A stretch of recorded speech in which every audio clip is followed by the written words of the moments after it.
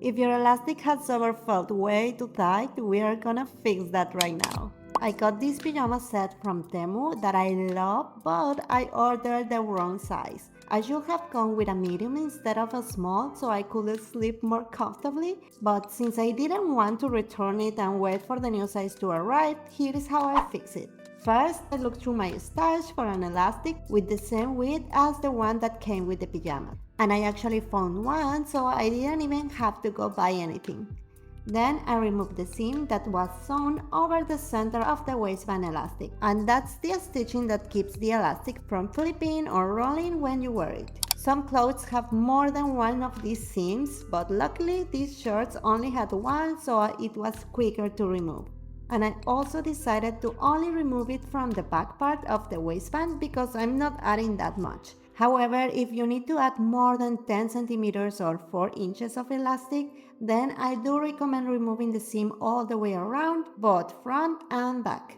Once I removed that seam, I opened the waistband right here at the back where the pieces meet, so I could pull the elastic out from there. Now it's time to add the extra elastic. In my case, it was about 8 centimeters or 3 inches.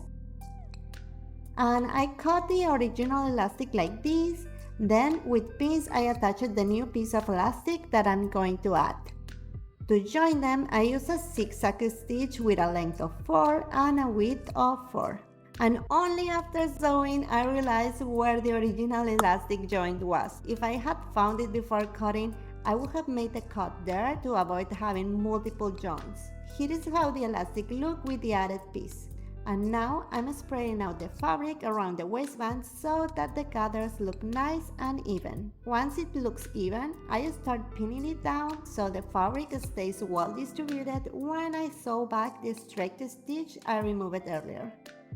I backstitch at the start, and as I sew, I stretch the elastic so the gathers form correctly. Then backstitch again at the end to secure it. And here, do not make this same mistake. I should have pinned or stitched this part beforehand so it wouldn't move, but I forgot. So I adjusted it as best as I could and then stitched a straight seam to close this opening. And that's it. Now it fits way more comfortably and I will finally be able to sleep in peace.